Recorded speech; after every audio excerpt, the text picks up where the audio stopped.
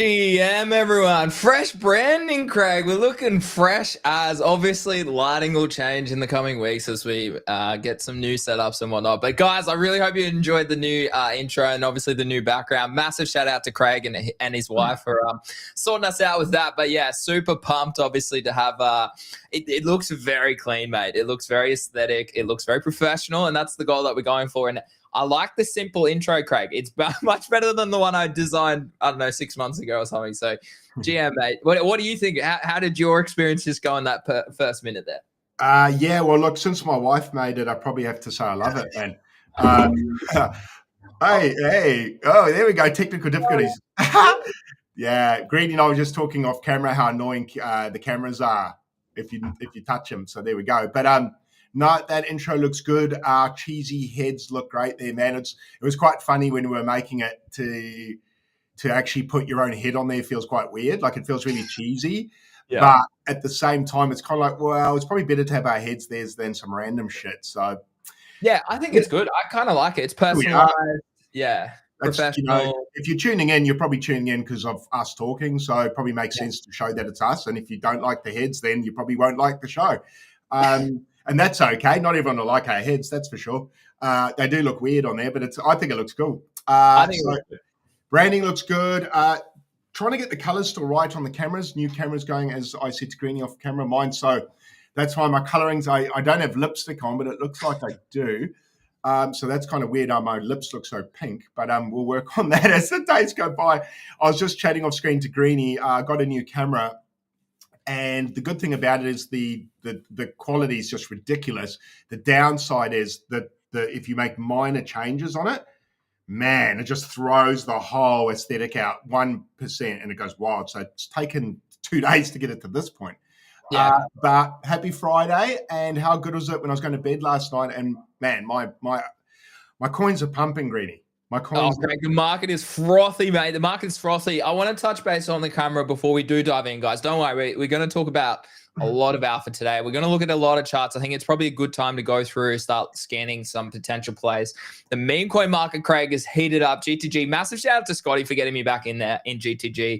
I'd faded it literally until more recently. I was swing trading high caps. They haven't really bounced a lot, like Troll, House, and those that they're just kind of noodling. But more recently, we dove even lower, and we're minting, we're printing money right now. So I love to see it. But yeah, Craig, the camera that you bought, was it the Elgato cam camera that like does attach to the top of your desktop screen? Or it's luckily enough, actually, thanks to our sponsor. Yeah, so it's good. You rate it?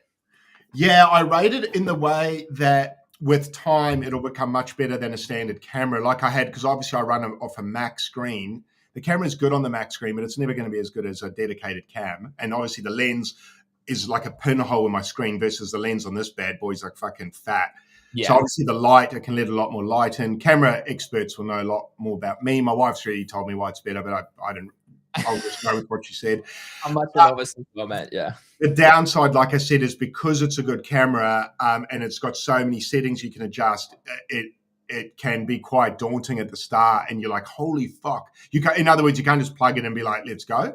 Yeah. Which is kind of, I almost sent it back yesterday because I said to my wife, fuck this camera. Like when I first turned it on, it looked like I had leprosy, man. Like I was so blotchy. I said to my wife, I was like, I can't fucking go on camera like this. And then I said to her, I was like, is this what I really look like? I was like, fuck. Like, well, I love it, mate. No, I think you look good. I think this looks good now. You should have seen it last night, bro. Anyway, it's a what do we call it? A work in progress. Okay, it's a work in progress. Like, I mean, my light showed up yesterday. This actually, like, Craig, the current setup looks pretty good with this light. So the lighting for me looks good. I'll get some LEDs so to try and add some extra flavor to the room as well. So but that's your new key light on now. This is my new key light. Yeah, my old one's now not in use. So I mean, like, this is like that thing's like what, like 10 times bigger than this. So is it? How big is the one is it the big square one like that? Yeah, it's like I don't know how to, I can't really. You know what? I could turn it around here. I could show you. Hold on. Doxing room. Oh, doxing wedding photo. Oh yeah. It's the one I've got to the side. Cool. That actually looks really good on yours. Yeah. So, I mean, yeah. So I'm pretty keen. Yeah. So I'll get some LED lights next week. I've still got a few other things to happen. Like my camera needs to go to no longer on the tripod stand. It needs to go to the one stand, which I'll put in the middle. Then I need to probably, my monitors and my my cables are just horrific. So I need to sort that out over the weekend. And then I got a stream deck as well. So, so I can't wait to have all that set up. It'll probably take a few days. It's the wiring as well. Like in a rental, Greg, the worst thing is like where they put the PowerPoints in a room. Like I would love to nearly put the desk on that wall and then have everything on the back here. But you can't because there's no bloody PowerPoint over here. So it's just like ridiculous. So mine's the same. Obviously, you've seen in my photo, my desk's kind of not against the wall. Yeah. So yeah, I've only got one PowerPoint over there. It's wild, man. So yeah, I appreciate that. It takes a bit of time to get the cabling right, eh? Like we're gonna have to probably get an electrician in and put in extra PowerPoints. Obviously, luckily enough, because I own the house, I can just kind of do shit like that. Yeah. But it's like fuck. Then you got an electrician, you got to get a plasterer, a painter, a candlestick maker, everyone to fix my house. But anyway, the other thing that probably people won't think about is when you're setting up your cameras to flip yourself to look like you're talking to each other. Yeah. No, that's why Eli's like, oh, you're back. And I was like, yeah, bro. Because like, look, like, so I can talk that way. I've got to talk that way. So I can't flip mine like yours because I naturally want to talk that way, but I'd be talking away from you. Exactly. So if I flip it to where it's supposed to be, like, it's weird now.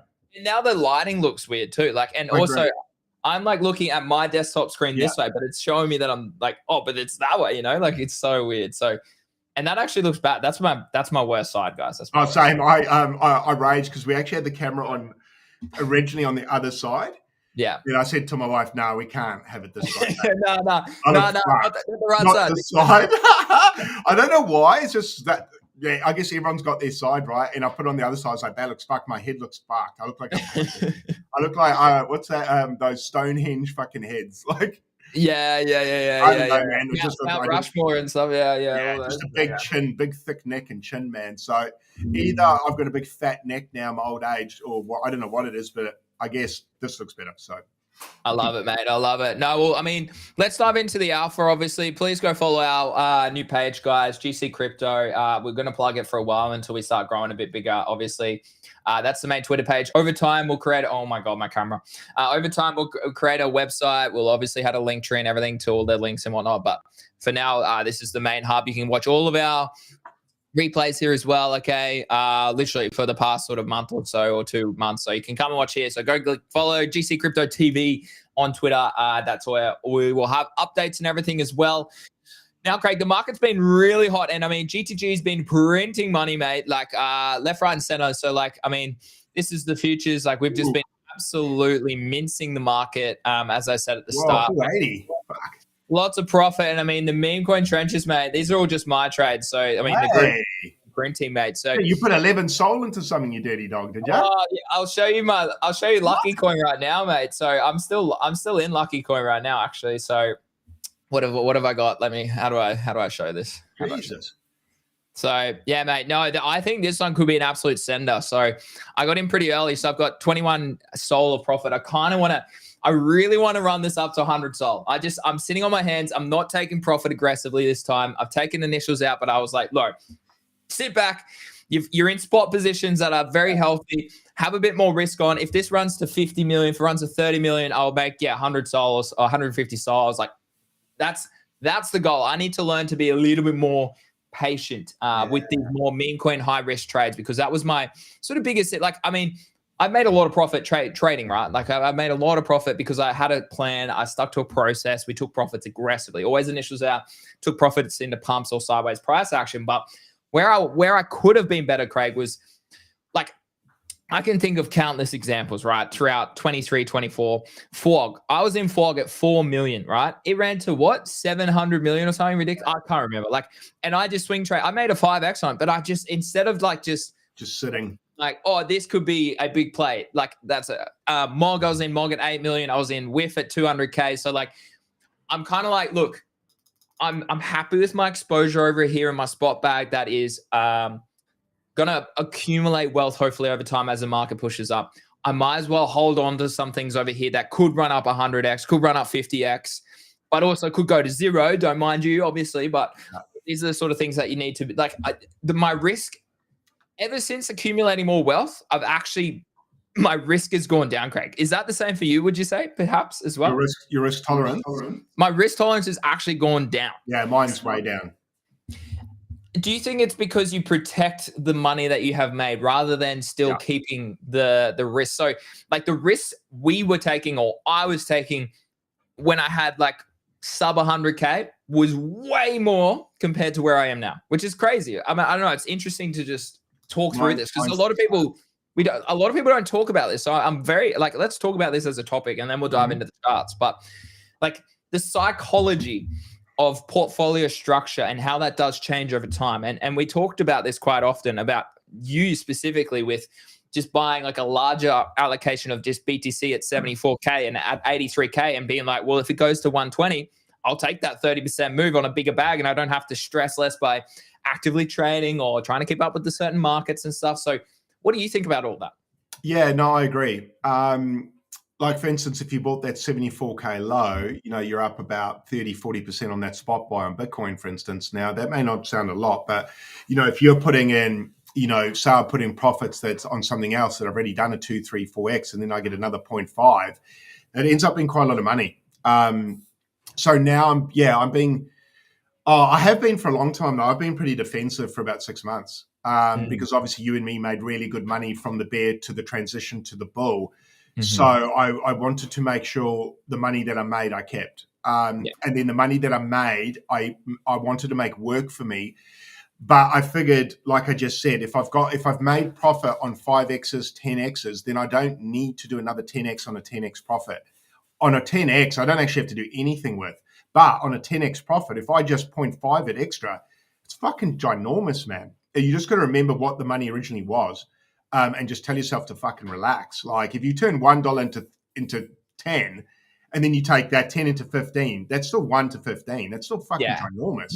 Yeah. Rather than bet the 10, lose half, and end up turning the 1 into 5. But this is with larger amounts of money. So I was pretty risk off. I was pretty defensive because I didn't want to give my money back to the market because I'd executed fucking well. But now I spoke to you the other day, and I said to you, I need to start getting more risk on again, or I need to start being okay with taking riskier bets again, because I think the cycle's coming to an end per se-ish. I think the Bitcoin top it's not years away, it's months away. So, well, in my mind. So I'm planning for Bitcoin top to be Q4. So I'm kind of not strategizing, but I'm making sure that I'm not leaving my run too late either. I don't want to be in plays like I was last bull run, where when Bitcoin is pulling back, I was still 90% in. So I was very vulnerable to pullbacks.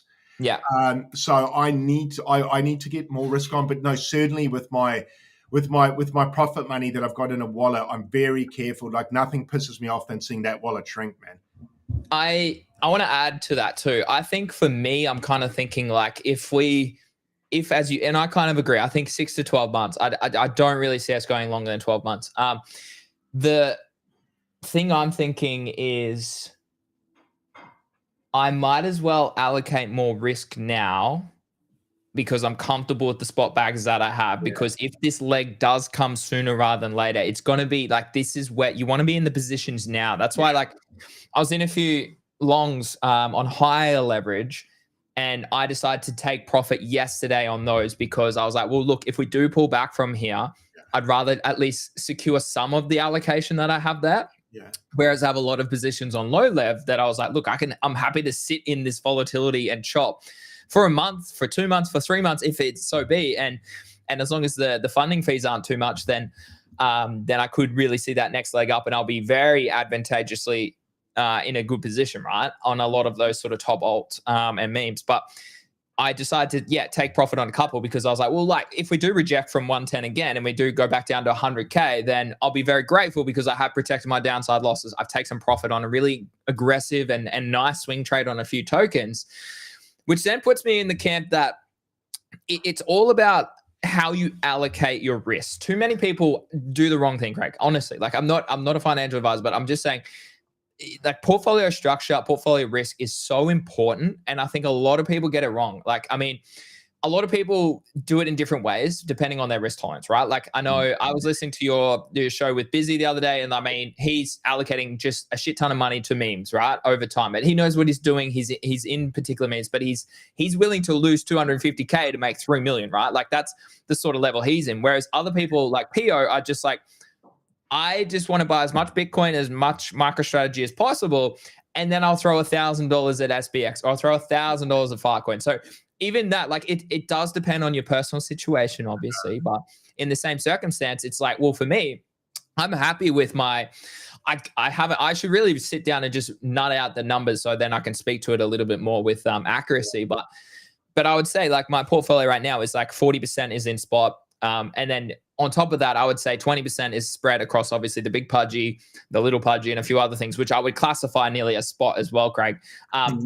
So with those positions in mind, I'm kind of like, well, I should be a little bit more risk on with 10% of my portfolio. Like I shouldn't be like, I'm not trying to protect that money over here. That 5 to 10% could actually run up and turn into say 40% of my portfolio if I trade it right and if I'm active in that market and take a bit more risk on in the degen side of the market. So I think that's something that, and you literally have identified that more recently too, because we had that combo about maybe it is time, like the fact that BTC is holding up above now, or not above 110, but at 109, like the fact that we're holding those sort of levels, it shows you that liquidity should, in theory, come down. Now, I know BTC dominance is still very high. It's at 65%. And I had a look this morning with GTG on the live stream, and I still think it has higher and higher timeframes. I think it can get to 70, but it doesn't mean that in the short term, we might see a bit of a lapse in BTC dominance, and then memes, alts, and low caps really do go pretty crazy. So what do you think about that? Like, is the time to maybe allocate whatever the percentage is? Say you're really risk on, or you're financially stable in your real life, and 50% of your portfolio is what you're looking to allocate into high risk plays. Like, do you think that the time in the market is now to be doing that sort of stuff? Yeah, I do. And I think with Pepe and Mog leading the pumps at 20% on the day or whatever they were, to me that's an indicator that people are starting to get more risk on, like I am. So I feel like the things that I'm thinking in my head, it looks like the market's thinking similar. It also means that the market's up to speed with me. I'm not ahead of the market either. So although I am in Pepe and Mog, I now wish, and this is such obvious chat, I wish I was in deeper. But I also, like you, wanted to make sure that Bitcoin wasn't about to plummet and those coins get absolutely decimated, because if Bitcoin pulls back, Mog and Pepe are pulling back a lot. But like you just said, with Bitcoin sitting at these levels, I'm like, now I get edgier about not having a ticket to the show, because I do have tickets, but not front row with those coins on what I mean by that is size. But Bitcoin looks like it could break up any moment, bro. It could go now, but it could also still pull back for 2 months. So all it is, we're at the top of the range now. So it's not like I can say, yay, we are going higher. This could just be the, hey, and the next week's the, the bottom of the range again. So I've got to also be careful not to go, this is the time, this is the moment. I don't know if it is. I had a friend, he might be watching now. It's an IRL friend. And he was mentioning me yesterday, and he wanted some futures trading advice. And I've tried to explain to these people, I'm not very good, but people still and he was showing me a stop loss. And it was funny because you and me spoke on show, and his stop loss is exactly where that Bitcoin wick went, and it stopped at spot. I don't know what it took him out, whatever you fucking call it. So his stop loss got hunted or taken down. So he's as in he was short. Yeah, he was short, bro. He was short, and I get it. I said to him, look, I get why you're shorting from here, but I said, like in a bull run, you've got to be quite skilled. Like shorting from there, actually, you and I spoke on stream yesterday. It was probably the spot to short from. But in bull runs, man, you got to be. I've just guessed what I'm saying is be careful, because Bitcoin can rip at any time, and also you can have wicks like that just take you out, and now it heads down. So now he's no longer in position. He's been stopped out, and now it can go down. So now he'll be right, but he still doesn't get the win. No, but this goes back on the conversation we're having with Eli, about leverage trading and about about how it all works, right? And you need to be aware, where you think you should put your spot loss. Your stop loss is exactly where price is probably going to go. Exactly. And when he was showing me his stop loss, I was thinking, fuck, that's exactly as the market maker where I would take you out, brother. Before I send it down, I'd send it up a bit. Because I'll speak to that the other day. So I took an ETH long initially, right? The other day. And it was off this big key level that we've obviously been in for a while. Okay. It was off about 2.41. I put my stop loss below this swing low, and I was silly because I didn't go down to low timeframes and double check the swing lows from, like, say, the 4 hour to the 12 hour and that sort of stuff. And I got stopped out. And then I was like, well, hold on. We just grabbed this liquidity on a low time frame. I'm an idiot for not thinking about that. Yeah. I re-entered, and then sure enough, we went absolutely crazy, right? Yeah. So like that, you gotta, leverage and like futures and funding and stuff it's a different ball game. It's like you're hunting and you're being hunted. It's so different. It's a weird feeling, isn't it? Exactly. And like, if you're trying to short here, like the reason I haven't shorted is because the market's hot right now. Like, and your bias should be long in a bull market. Like, and your bias should be short in a bear market. Once there's a top clearly in, like, the trend, like, I mean, a range, there's some great traders who trade range. Like I said yesterday, like, TradeXO is probably one of the best ones out there. But like, when the market is trending like this, okay, it's so much easier to trade, right? Because okay, well, any pullback is probably an opportunity, right? Until you start to see, okay, well, now we're definitely in a range, okay? Now, you can still trade ranges. And I mean, TraderXO is a great example of someone who trades ranges as publicly well known as probably anyone in crypto. So he trades ranges, right? Whereas Trader Main prefers to trade swing bias like this, where it goes from obviously big lows and big highs. So what you can do is obviously short during periods of time like that, and then long, or have a bias of longs during periods of time like that. So I like to trade in the middle of both. But for me, I was like, look, the market looks really good here on low time frames. I was having a look, like a lot of charts look like this, where they have come out and essentially displace the previous. Okay, so we have lower highs here. We have resistance above this level. Okay, we bounce off key Fibonacci, shallow fibs too on a lot. Okay, so 382 for hype shows how strong this pullback was. Now that we have a little breakout on trend line, like this, I was seeing this and I was like, I don't know if I want to short BTC at this level. Where I would potentially short is if we do take out the swing fail pair of all-time high. If we come up here, I would gladly let price do this. And if we start to close back below, that's where I become interested in the short.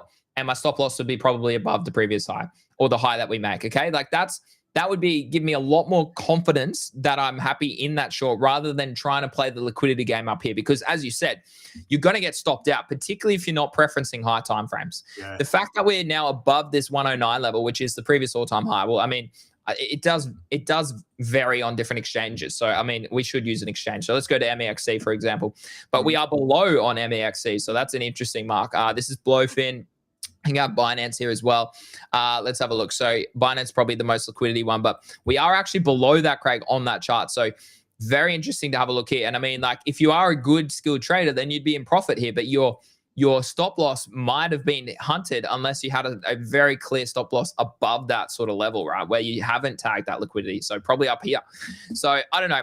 As you said, I wasn't too keen to short this, particularly heading into the 4th of July weekend. You just don't know what can happen. And I'm like, my preference is long. So I would much rather miss a short here down to here, and then I'd be looking to long or buy spot down here again. So that's kind of like what I would be, where I'm currently looking is I'm happy in my current positions. If we go higher, sick. If we go lower, probably opportunity, in my opinion. Yeah, I agree. I mean, I much prefer just I just want. I mean, I've said this for weeks. I want another go. I want another bite lower. One more bite, man. I feel great. I just want one more bite at that trend line, bro. I need more. I need more Bitcoin. I need more MOG. I need more Pepe. So I need it. I don't know, man. I don't know. What are your thoughts? I don't think we get it, personally. I don't think we get it. Neither do I, man. I think it's going to be shallow. I don't think they're going to give us entries until it rips. And then they're going to trap everyone. Retails, I was telling my wife, I gave her a little preview of what I think the market will do over the next 3 to 6 months, pretty much what I said on stream, whereby it's going to be shallow pullbacks, no big entries. And the only time you're going to get deeper pullbacks is once you get after ascend. Yeah. So retail's going to get trapped, unfortunately, here. And I'm going to get messages probably at about 120 something K Bitcoin saying, hey, man, crypto looks great. I'd be keen to get into it. I'm waiting for those on Facebook. Once I get those, that's sell, bro. Immediately. Well, I mean, if we take a look at this as well, we just had the most bullish monthly close in history. So we just closed above, like up here at 106K. So that's like the most bullish, like, and that's 2 months in a row. We had 2 continuing months in a row of closes above 100K, whereas previously we kind of rejected the monthly option there at 102. So it shows me strength in. Now, it doesn't necessarily mean, like, as you can see, we are overextended, but we're overextended on the monthly, but we're well above the pivot. So momentum takes us higher there, right? So, I mean, if we have a look even at the 3 month, like, we're overextended, but we're so far above the pivot that momentum is still going higher. So interesting, very interesting market right now. I mean, BTC dominance, Craig, still, I was saying this morning as well, like this, I mean, this has just been on an absolute tear since October 2022, which was really like I think the lows were, no, the lows were mid-year from memory. Where were they? The low was January 23, and no, so the low was October 2022. So pretty much where BTC put in a bottom on dominance is where we've just been ripping from there. So I still think this can go to 70 personally. I'm a big believer that this is just such strong momentum, and with the institutional interest and countries and hedge funds and blah, blah, blah, the ETFs, like, you just can't ignore BTC these days now. You literally can't. So I think we obviously, if you do zoom in on lower time frames, we could potentially break down and have a shallow correction. Okay, we could have a shallow correction here. Okay, you could even pull it back to here and have a shallow sort of correction. But even then, like, it might be just something like this, Craig, where it's a 10% pullback or 5% pullback, and then we rally again, right? So yeah, interesting times in the market right now. I think it's just sitting patient. Too many people probably overtrade. Too many people probably buy the green FOMO pumps and sell the red dumps, Craig. So it's literally like, times like this are probably a really good time, unless you're a skilled trader or in a very good group, then you probably shouldn't be trading that often right now. It was funny, and I agree with you. It just made me think. I was laughing at myself yesterday because when everything was pumping, I sat down with my laptop last night, as you do, to see how much money I was making, because I felt really smart. So I was opening up my wallets with, with my MOG DCA, my Pepe DCA, my Bitcoin bags. I bought at 74. I wanted to see how smart I was. And it was funny. I was looking at all of them, and then I was like, fuck, I might buy some more MOG and Pepe. Look at them fucking sending. Look, I might buy some more Pengu. And I had to actually slap my hand and stop me from buying. Yeah. Just because I was getting like excited. And I was like, fuck, the charts look good. I want to enter more. And I actually had to stop myself. So it was it's the first time I felt like that in a while. Where I felt kind of get that sort of green envy or green-eyed monster comes out, where you're like, everything's, I guess I was starting to feel like I'm going to miss the boat. Yeah. And I'm sure others are feeling like, if I was feeling like that, like seeing that chart, like I'm in it. So then I said to myself, I was like, what are you fucking chasing for, dude? You're actually in. Like, you're not out. So just relax. I mean, I was also looking at Bitcoin. We'll come back to this now. I was looking at Bitcoin on the weekly, and I was like, man, that could easily pull back and do a double bottom. Yeah. Like, I could see that pulling back and bouncing one more time at 101. Yeah. Like, quite easily. I don't know if it will, but it's just a pattern that I wouldn't be surprised to see. That will take some time to play out if that is the case. So I was just saying to myself, look, it could rip from here, but it could come down over the weekly and actually have to retest that 100, 101. Mm-hmm. I can't make up my mind. It's so interesting, isn't it? I think Bitcoin's at a fascinating level. This might be, I don't know if this is interesting for other people, but for me, just knowing Bitcoin fairly well now, once you get to understand the way it moves and dances and talks, I actually don't know what it's going to do. And it's the first time in a while that I'm like, I feel like I'm in the dark, and I'm trying to get a torch and be like, I don't know. What are your thoughts? What's your gut feeling up from here? Retest the 101.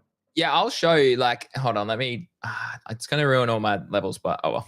How do I just? Greeny, it's exciting not knowing, because I like having to learn on the spot, and I kind of like the fact that I'm letting the market lead.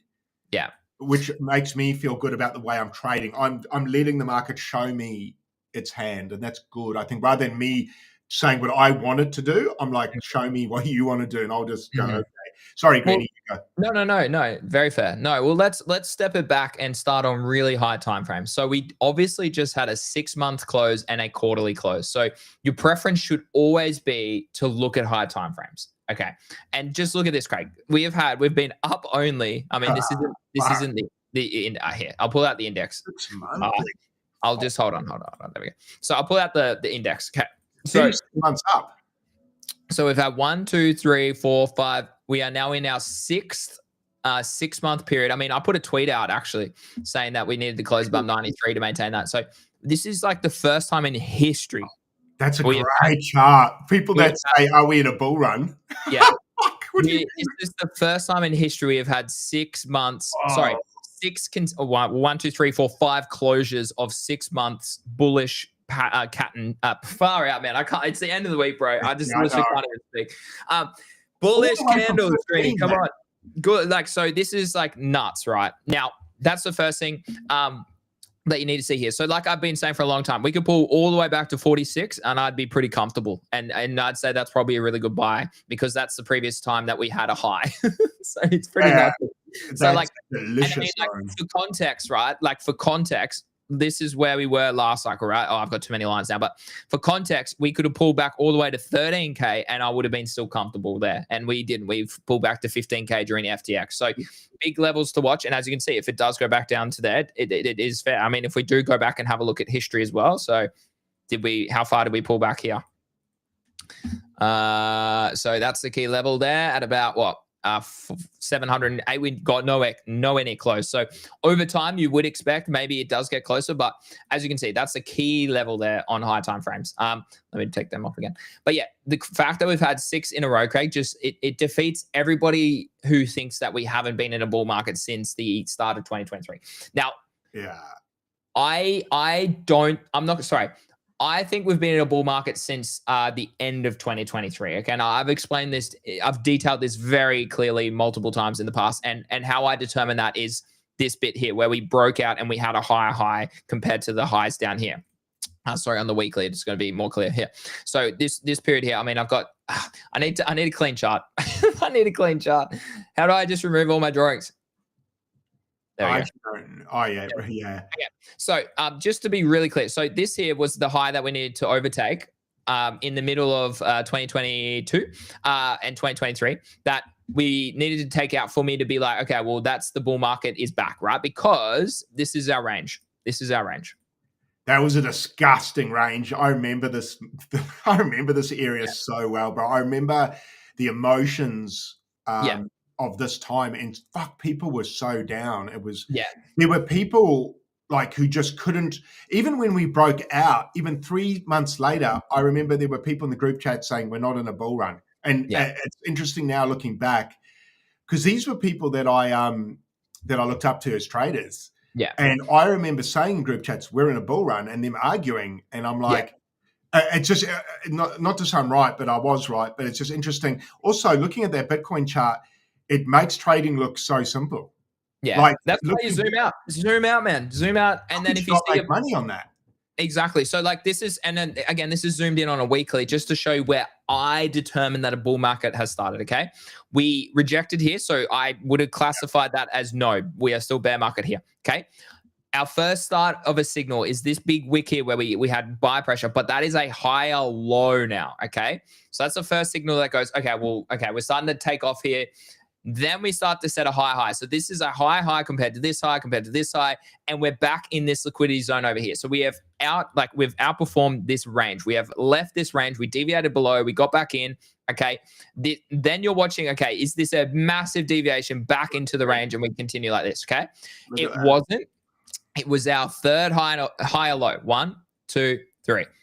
It was a higher low above the breakout zone that was key. Okay, this was resistance. It was a breakout there. We then obviously had even a double bottom, you could call it as well. And then we had equal bottoms here. And that was where, and I remember, Craig, because I bought Solana. Obvious, hey, looking at that structure, you're like, how could no one see that? Yeah, so BTC. The emotions at the time don't allow you to see. Like looking at that, bro, I should have thrown my whole house at it there. Yeah, literally. But I remember even being scared. I remember I don't think I grabbed my nuts and bought till about, I think I've said on stream, it was between 25 and 32. Yeah. When I actually went, and looking at that, I'm like, I should have been so much clearer, but the emotions. So for everyone listening, I guess what I'm trying to say is remember what we're saying here. And this is a note to myself. that when the bear comes, just look at the charts, look at the structure, and get rid of that, that fear that's just haunting you. Yeah. Just looking at that, I'm like, that was so obvious. Yeah, so BTC, this moment here was where I would classify it. So mid 2023 is where I would say, okay, well, it's a high low here. This looks like BTC is going pretty well here from that point onwards. So you did still have a chance to buy BTC sort of between this range here as well, right? Now, the difference was altcoins was slightly later. Okay, so Solana here, and I've got it drawn, fantastic. Okay, so Solana here was a little bit lower. So again, same bias. Okay, high low, high low, high low. Equal highs means that this is our key resistance level. Okay, this is the level we have to break for us to change from a bear trend to a bull trend. Okay, so that's the key level. And again, I publicly have tweets. I can literally show you where I was like, I think the bull market's starting. And also I just bought Solana at $17. So this high low here is where it was like the last time I bought well, not the last, I bought a bit at $30 as well, but during this breakout. But yeah, no, $17. I was like, you know what? We have high lows here. We're starting to consolidate here during this period of time. Okay. The trend starts to be shifting. I mean, like, again, if you want to use simple trend lines, there's a trend line here. Okay. We've broken above that now. Okay. So that's showing me, okay, on lower time frames, we are now breaking back above. We then have a higher hike here compared to these. Then we absolutely ripped right after that. We went absolutely nuts. So people that tell me that the bull market didn't start till later or the bull market hasn't started, this is when the bull market started, October 2023. Long time ago. Yeah. Long time ago. So we've been in a bull market coming up on 2 years now, nearly. So historically, that's traditionally where we do top out, is about 2 and a bit years after we sort of break out. But again, each cycle is different. The accumulation period of, I mean, BTC is one you go to, but the accumulation period here, Craig, was nuts. Okay, this was I mean, you could say that this is the range that we had to break out of in 2020. Whenever this was, 2020 to 2021. So that was the range. We had deviation. This was COVID. And then I think because of COVID, we actually ranged for another 224 days. If COVID didn't happen, I think we probably would have been there.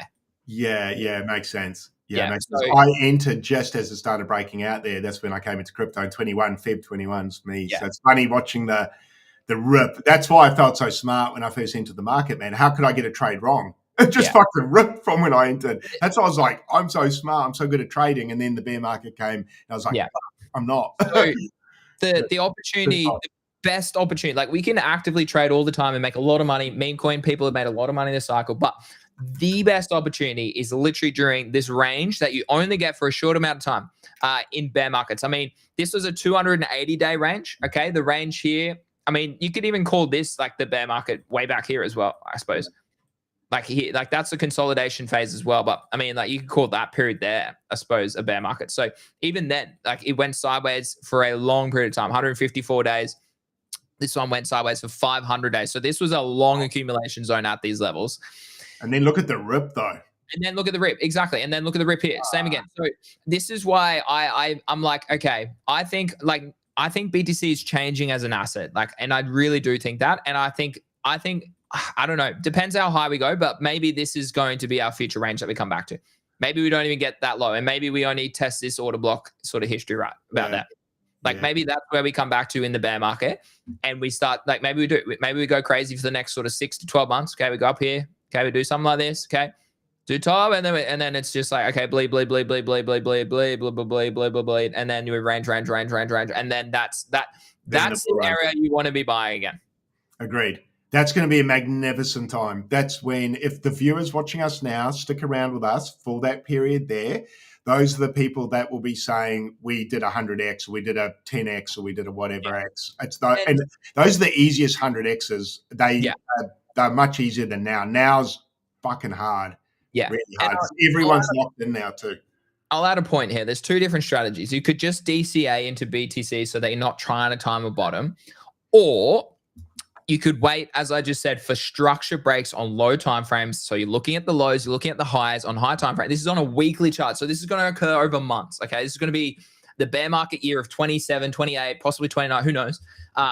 And you're watching structure over months. Okay. So you need to zoom out, you need to look, and then you go, okay, well, over a month period, we're starting to put in a higher low here.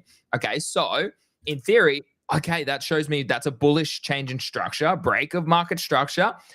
I then go, okay, plow your money in at that. If it goes up, sick. Okay. Hopefully you still have some liquidity over on the side, but market structure is starting to break. We have a high, now we have a high low, and that's how you kind of see the signal. Same on picking a top is a lot harder in my opinion than a bottom. Hard, bro. Tops are like I would definitely say that. So, we had a bearish divergence at the top of last cycle. Do I have it on this time frame? Let's have a look. Yeah, we did. So as you can see, really interesting. That high was a bearish divergence. But if we have a look here, so bearish divergence is just where your RSI, your stochastic momentum, etc. They're all kind of similar, right? Your moving averages, okay, they display the opposite of what price did. So price went higher, but the moving averages went lower. Thus, you can see we were overextended as well at these sort of levels, and we had momentum to the downside, and that was bearish divergence playing out. This here as well, the bearish divergence from 2017 to 2019 was also played out. Okay, and even here more recently, had a bearish divergence from that high to the high here at earlier at the start of this year or the end of last year, and we did play out a really corrective move. Like we went down 31%. Like that's quite a large move on BTC. So it pays to actually look on high time frames again. This is a monthly chart. Watch for bearish divergences. Now, are they going to call a top? Not necessarily, but it might show you that there's momentum shift, and rather than trying to completely sell everything, it might be okay, we're starting to form bearish divergence here. Maybe we get a triple, but you know what? We actually could get a triple drive of bearish divergence on this high potentially here. So that's something to keep an eye on. And if you have triple drive of bearish divergence, that is more bearish. That would be okay, if we do push up more quickly here, then I'm in the camp that, okay, that's probably a good sign to take some profit off the table, cross the bags. Now, again, each asset is its own. But BTC, if it pushes up and creates triple bearish divergence, then keep an eye on the other your lower caps, right? So your top bolts, your memes, they might run up a little bit more as the liquidity spreads, because that traditionally is what happens. Maybe it changes this cycle, we don't know. But that's the sort of signals that you can look to not to try and time a top, but to look for when a top can occur. Yeah, just for clues, I suppose, right? Exactly. And then the same strategy, go in and then have a look on the high time frames. Okay, so let's go look at the high of 2021. Okay, let's go see. Was there an opportunity for you to see that we started breaking structure? Okay, so we have a look here. Okay, so not only on high time frames did we have that bearish divergence. Okay, this is our range. Okay, this is our range. There's our range. Okay, so we were consolidating. We went up to the top. We went down below. We have a deviation below. Okay, we went back to top, deviation above. We had a bearish retest here. So this sign here is the first signal that we have a lower high. Mm-hmm. First signal that we have a lower high. Let me zoom in so it's a bit easier for everyone to see. First signal we had a lower high. Then we started to create lower lows from this structure up here. Okay, so that's our lower highs, and then literally we capitulated from that low to the bottom of the range. So that was very aggressive there. Yeah. Then we started to close below the range. Okay, close below the range. That's a sign as well. Maybe I should take some profit off the table. The next one is a bearish retest. Okay, we failed to, as before, we had a deviation below and we closed back in. So that's okay. Whereas here, we had a deviation, but we failed to get back in. That here, this bearish retest, and then that would have been, okay, so that's the first sign here. Second sign here, when we lost the range. Third sign there. That's three clear signs to me in price structure. Maybe we're going lower, okay? So those are the sorts of things that you can apply on again, this is on a daily chart after looking at the weekly and on the monthly chart to then go, okay, well, should I be not trying to short either? Trying to short a top's also very hard, but should I be looking to scale out profit, Craig? Or should I be looking to maybe de-risk back into stables or start accumulating more BTC over other assets if that's what you want to do long-term? Okay, those are the sort of conversations that you need to have at those sort of levels. Mm-hmm. Yeah, and we'll be having these conversations probably sooner rather than later with these sort of structures when it's going to break down, won't we? Yeah. Obviously, we're going to get the euphoria and the pumps first, but yeah, like you said, these are things you can look out for to give you clues that the music might be stopping pretty soon. Yeah. So we'll be keeping an eye out for that on the channel, guys. So don't worry. Hopefully, we catch it and we can sort of not tell you guys what to do, but let you guys know what our thoughts are and what we're going to be doing. Certainly, but no one can predict what's going to happen. You just got to go with the clues that you've got and do the best with what your knowledge and also, I guess, how you trade and what you're in. And there's a lot to it, but looking at that, there were certainly clues, weren't there, in 21? Clear. Exactly. Clear. Yeah, exactly. And I mean, we are still technically in a range here, so we're not bearish just yet. So, as I said before, so the key point here would be, okay, if we start to I mean, this is still lower highs, but it looks like we want to take out this high here. But if we start to come back down here, not saying that this is the top, it just might be another reaccumulation period of time. Okay. That's the other thing. But still, you could still take profits if you lose this zone here. Okay. If you start to lose this, de-risk. Okay. Then you might get some better opportunities as well. Or that might be the bear market. So I don't know. These are the sort of things that you do need to be aware of. Yeah. No, I think that's probably pretty good for everyone to see, Greeny, I think. And it also shows sometimes it's better to exit 10% down from the top than hold on, hope you get another bite to sell higher, because it may just keep breaking down like it did in 21, where we went down to 15, 17, something like that. Yeah, and I mean, the conversation we also have with this in collaboration with what I just showed you guys is that time. Now, as I just said, we've been in a bull market. We've had 6 months, and let's go back to that because that's such an important point. We've had we're in our six-month period where price has been up only. So time, we are closer, as Craig said at the start of the show, to the end of the cycle compared to the start. Okay. So if we were like here, right? If we're only just breaking below the previous, like, what's this, 6-month candles, then I'd be like, okay, well, time's on our side. Even last year in 2024, we're consolidating. I was like, no, we're going to go high. Now I'm like, well, you got to keep the thought, okay, well, the high could be in. It might not be in. We might go higher very quickly. We might go higher in 6 months, but that's probably going to be the high. Like, that's probably going to be the high of the cycle, at least for probably the majority of assets, right? So these are the sort of conversations you need to have. And with yourself, with other people, with a supportive community. I mean, we talk about this stuff every day in GTG, so you can come and join us. But yeah, those are the sort of things that you do need to have, Craig. But yeah, it's just a wild chart to me, this the 6-month chart. Hey, it's nuts. It's concerning in a way as well.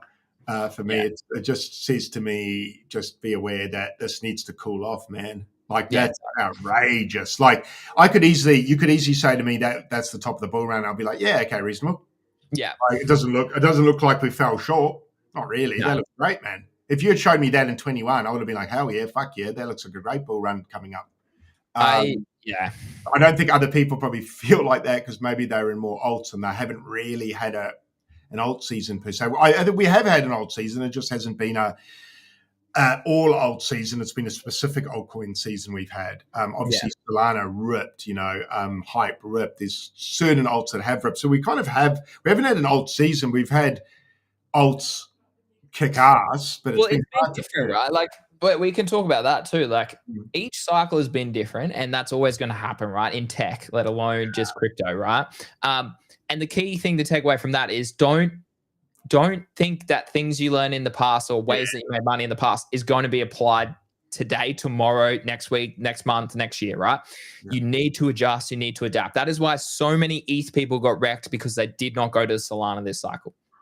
That is why so many people who were on Solana and that's at the top got wrecked as well at the top because they were still trying to trade meme coins when the meme coin meta died, and you probably should have pivoted to airdrops or InfoFi. So being able to establish these macro shifts in trends is what Craig and I have done successfully all cycle. And that just takes years of experience, I'm going to say. Like, I can pick a trend because you've been in the market for a long enough time that you're like, okay, well, this is getting a bit saturated now.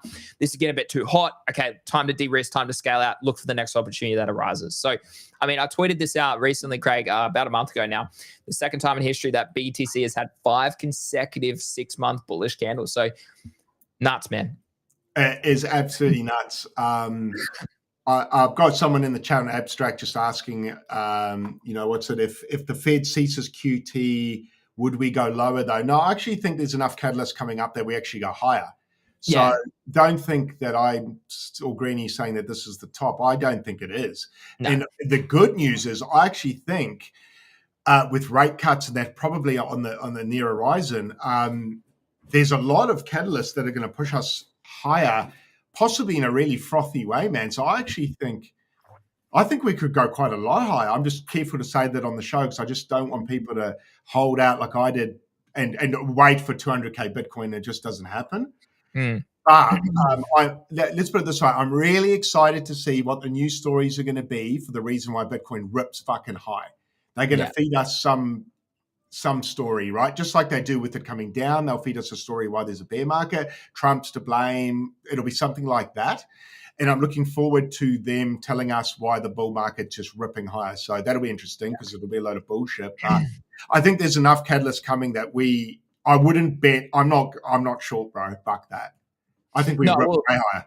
The last time we had 5-6 month closures bullish in a row was the 2017 market, right? So 2015 through to 2017. So this would be the first time in history if we close above the level to hold is 107 at the end of 2025. If we close above 107 at the end of 2025, it'd be the first time in history, which is just like when you think about an appreciating end of the week, guys, apologies, an appreciating asset, right? So you think about it from a market cap perspective.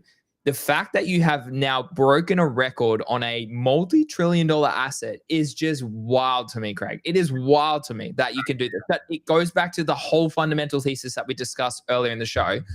BTC has changed as an asset this cycle. Agreed. And actually, I got Mitch in on Abstract Talking as well, and he's like 200K Bitcoin. Craig, say it out loud. But he's right. He said he's seeing a big shift in retail mindset over the last 12 months. Certainly towards Bitcoin, it's had, I think people have softened to it, which is nice. I don't know about the oldies.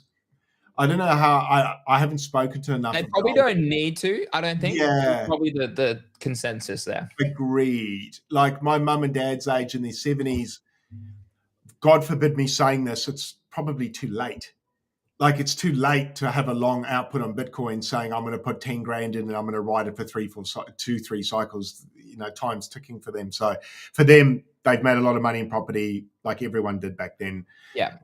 They're comfy. They got their home. They don't need to like go into Bitcoin really. So I think you're right. Whereas people in their 40s now in my age group and yours in their 30s are probably like, fuck, do I need to put some of my retirement money into this? Correct. Just in case, like, not I need to, but what if I'm wrong?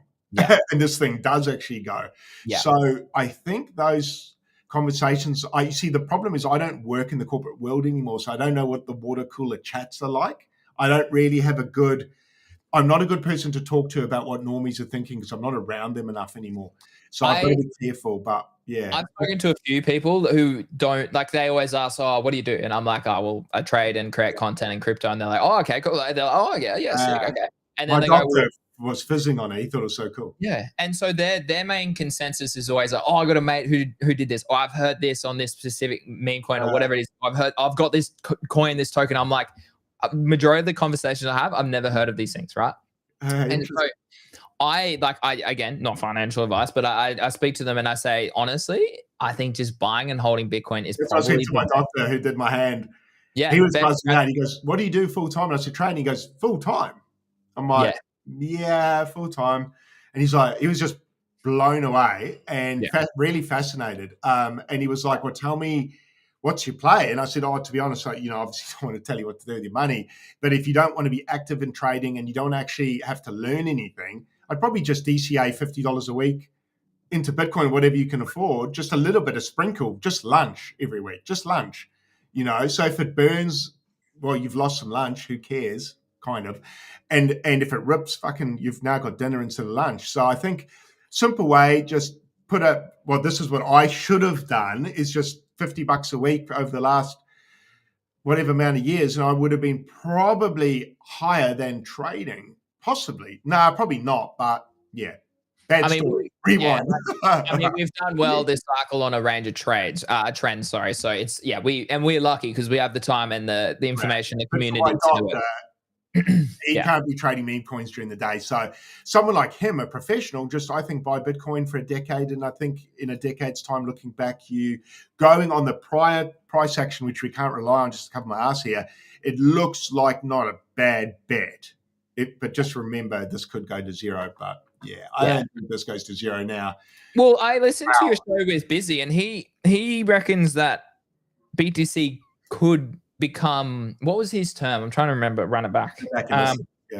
He said the mining, something about the mining. Like if miners have no incentive to do it because of was it price? I can't remember what it was or what.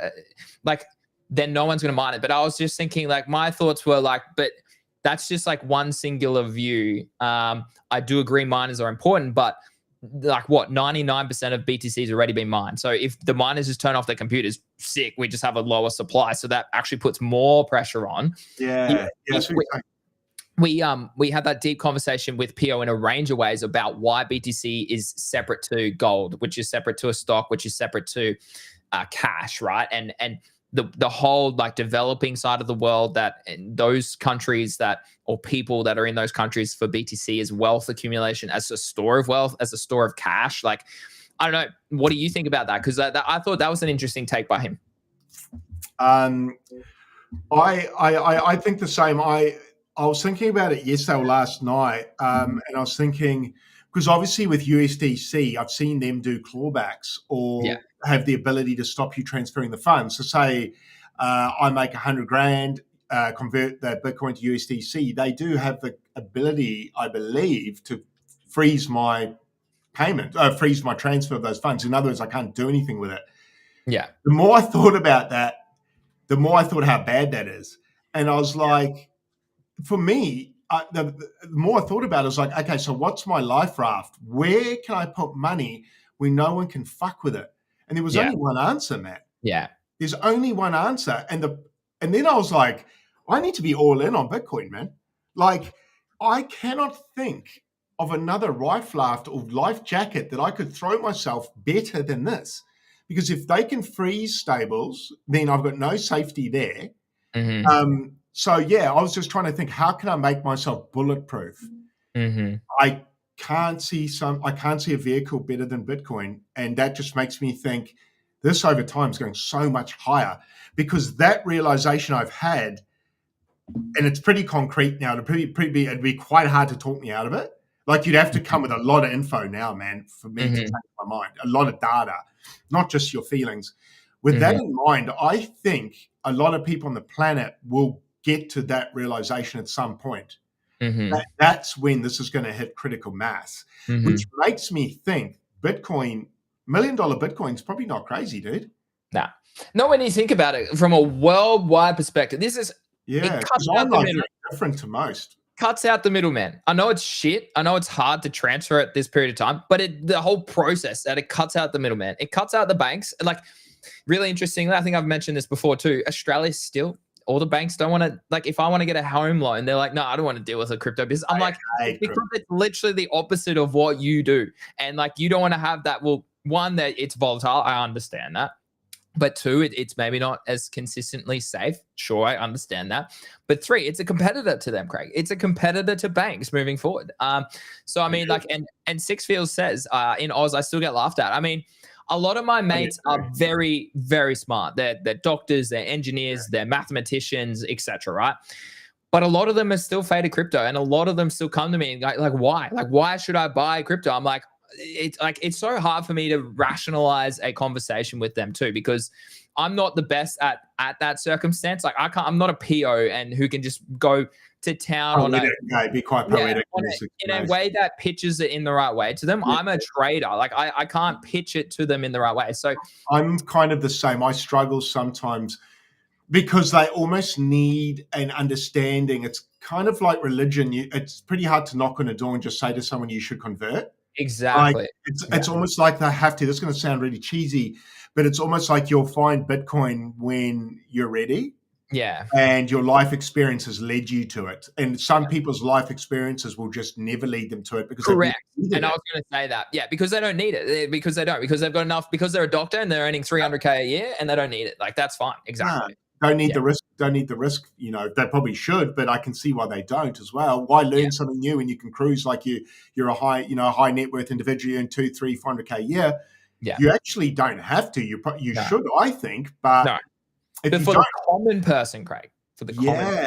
So I think we've still got a bit of a journey ahead of us. But no, certainly in the next 2-3 cycles, 1 million Bitcoin. All it takes, man, is an extra 10% of the world to get it.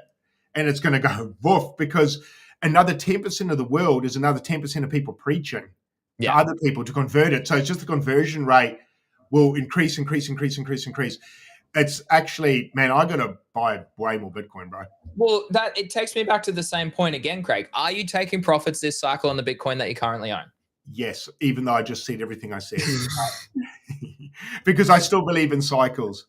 Yeah. Still believe in cycles. And we have the advantage of being in this market every single day. Yeah, and I like because you and me dip our toes in the water every hour of every day. I can tell when there's subtle changes in temperature.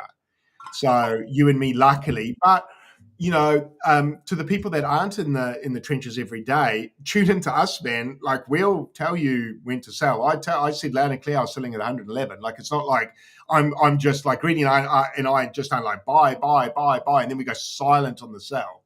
Like if you watch a lot of other people's channels, there's a lot of buy talk, but not a lot of sell talk, bro. Yeah. There's not a lot of, hey, guys, let's take profits talk. So I kind of think sometimes people lead people to the slaughter because it's like buy here. And then and I used to do this on calls. I was guilty of this. I used to make calls. And one of the reasons I never used to say when I was selling is I also didn't want to FUD coins. I'm more specifically meaning memes here, actually, because well, low caps, right? Because if I say I'm selling, then fuck. Like I'm going to wreck everyone who joined after me. They're going to be like, "Thanks, dickhead." Like, but on Bitcoin, I'm quite happy to go. I'm fucking out. Like, and you all the best to you guys because me saying I'm out, it's not moving the dial, bro.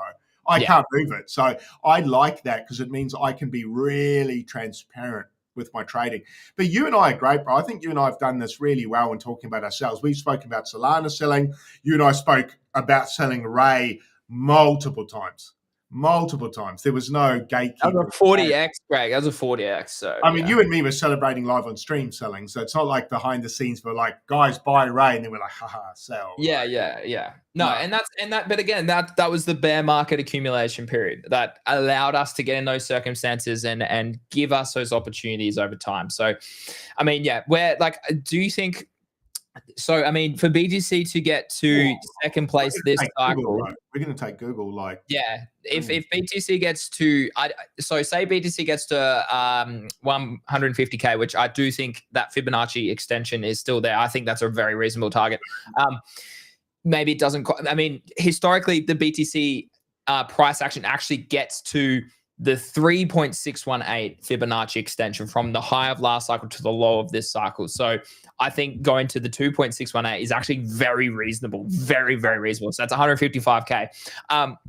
Now, if we think about that from a market cap perspective, that would mean it goes up by what, 50% or we'll say less. So say 40% from here. So that's around $1 trillion. So that would put it as fifth, but it wouldn't probably, like, for it to flip Nvidia, Microsoft, Apple, it probably needs to head towards 200K, which I just don't know if it gets there this cycle personally.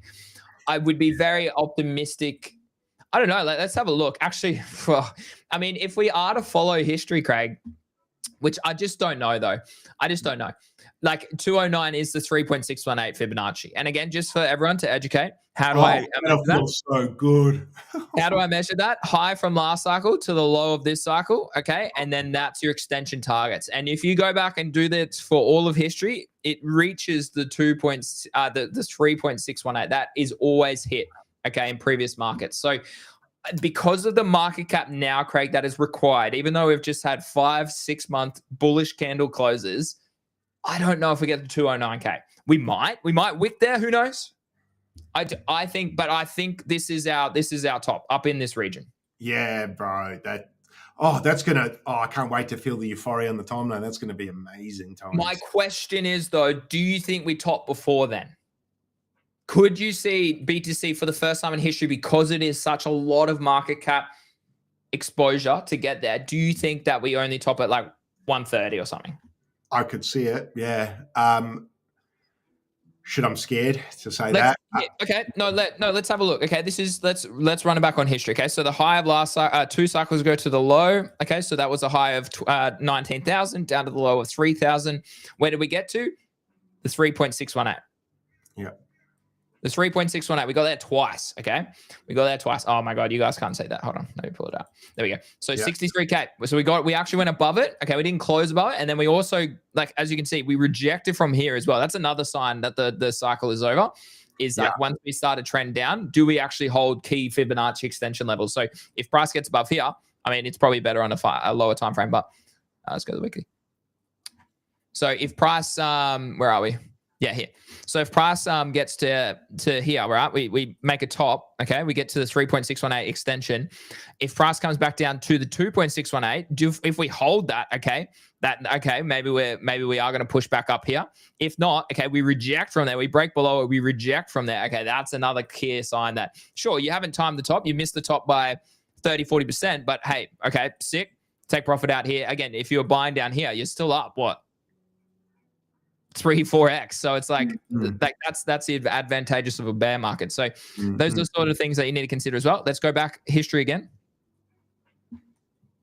Okay, where did we get this cycle? This one went crazy, I'm pretty sure, if I remember. Yeah, because it was so early. Like this is the very first ever cycle.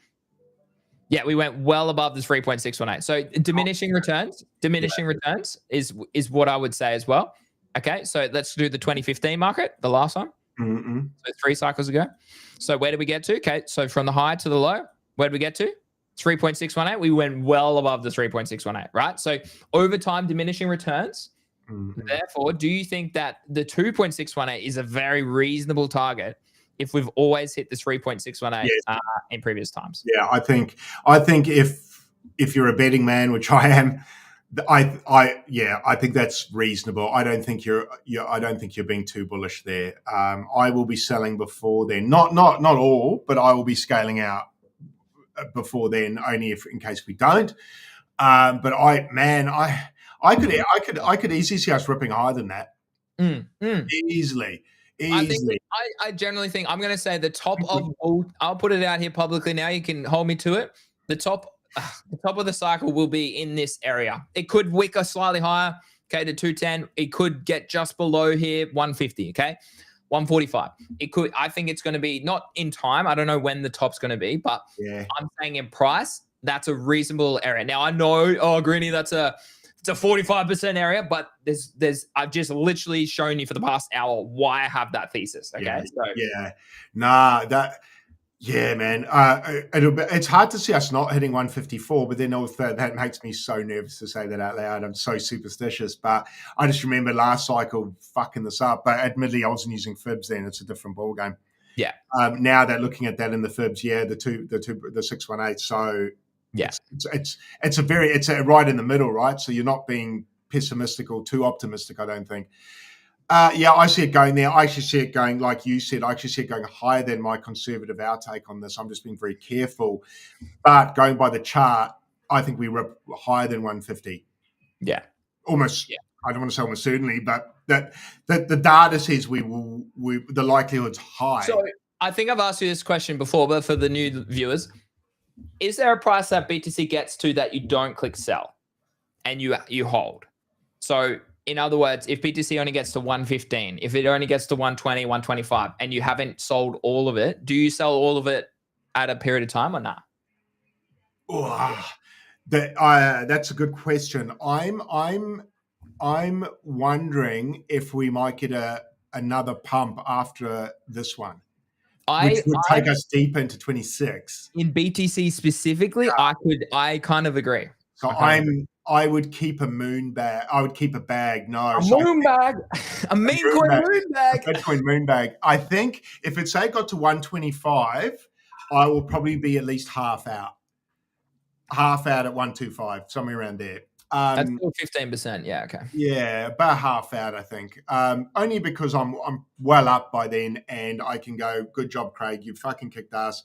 Yeah. You may not time the top, but it doesn't fucking matter. Yeah. And I kind of want to feel like that going into the frothy top. I want to know I've already won. Yeah. Because then I can be not more reckless. I can be calmer, and if I'm calmer, I'm going to trade it better as well. So I want to put myself in a position to trade the best I can. Yeah. And to do that, I need to be relaxed. So I will have probably 50% left at that level. Will I sell it if it broke back down and it looked like it put in, lower lows, lower highs? I would probably take 20% more off the table there and leave 30% for the chance of a higher pump. Yeah. That's what I think I'll be doing. I'm definitely open to that second pump though. I kind of got a feeling the market might do that actually to kind of confuse people. Yeah. Like Yeah. it might go a shallow 117 Yeah. and then pull back and then make people think, oh, well, last time it only hit 64 and they only went 69. I'm not prepared to hold on. They'll sell at the 117. It pulls back. I don't know how deep though. That's the thing. And then do I buy back in, man? Then do I go back in with my 50% bag that I took off the table? If it pulls back to like 89, do I have the Yeah. balls to go fucking back in? I don't know, man. It's going to be fun. I'm about to have a good time, bro. And I mean, the adrenaline's going to be great. Well, I mean, like we do the show every day, so we'll be here doing it live, mate. So it'll be good to You chat. guys will see my thesis and Greeny's possibly play out here, so we could probably clip this and see how we go. Yeah, someone see clip how that. I Yeah, play make this. it public. Make it public. Okay, we've discussed quite a lot this show. So I mean, that's probably a good end of the week. We don't want to go over time. We went 2.5 yesterday. So as always, guys, huge show. Lots of That's a alpha. good show, though, bro. Very good show. Very I'll good go back and watch this too. Yeah. So so we need to like mark this date. So 4th of July, 2025. Okay, that's an easy one to remember. Okay. Today Will Smith saved the world. That farmer was laughing, flying the plane into the. Yeah. Big shout out to Will Smith for saving the world on Independence Day back in the day. Very good. One of my favorite movies of all time. That's a fucking ripper, bro. That's such a good movie. That's that's Will Smith at his peak. That was Will Smith as well. Around that early 2000s, like I, Robot, I Am Legend, so many 7 pounds. Absolutely, that's a tearjerker. So many quality movies. There's so many other ones that he was in. He was my favorite actor until he obviously went and did what he did more recently. And he slapped that dude. Yeah, we don't need to get into that. Anyways, huge show. Lots out there. As always, you can go back and watch it on GC Crypto TV on Twitter. That's the tag. That's the handle, guys. Go give us a follow there so you stay up to date with our daily shows, 7 p.m. Eastern Standard, or obviously if you're in Australia, 9 a.m. Australian Eastern Standard Time. And then we'll be back Sunday to Thursday American time, but Monday to Friday Australian time. Big weekend ahead, obviously 4th of July, so probably will mean less volatility on the timeline. We'll see, but you never know. There's some really good opportunities. Oh my God. I mean, dude, hold on. Before we leave, Craig, Lucky Coin is going crazy. Let's go. So yeah, that cooking absolutely over there. So that's what I mean. Meme trenches seem to be back a little bit too. So I'll be having a bit more fun down the DGen side. Again, it's actually so nice to kind of be like, oh shit, like last night I could barely sleep because of this coin. Like that's right. I need that feeling. I woke up at 4. I was like, wait. Like, am I up still? Am I down still? Like, I haven't had that for a long time. So I don't like it, but I do like it. I'm going back to a toxic ex-girlfriend, eh? Oh man, yeah, we don't want to start that conversation. We don't want to start that conversation. So, as always, if you're keen to join us day to day, GTG, you can join us down below. The description has the sign up there, guys. But yeah, have a lovely weekend, everyone. Have a lovely Friday if you're waking up in the other side of the world. And Craig, you have a lovely weekend too, man. We'll be back next week. We will rendezvous back on Sunday US time, and good luck out there, guys. And hopefully I can get a trench meme coin win. That'd be fucking spectacular, Greeny. I need some money. So have a great weekend, Greeny. Thanks for tuning in, everyone. And we will see you Sunday/Monday for the Australians. Amazing. Thanks, chat. See you all next week. Cheers, Craig.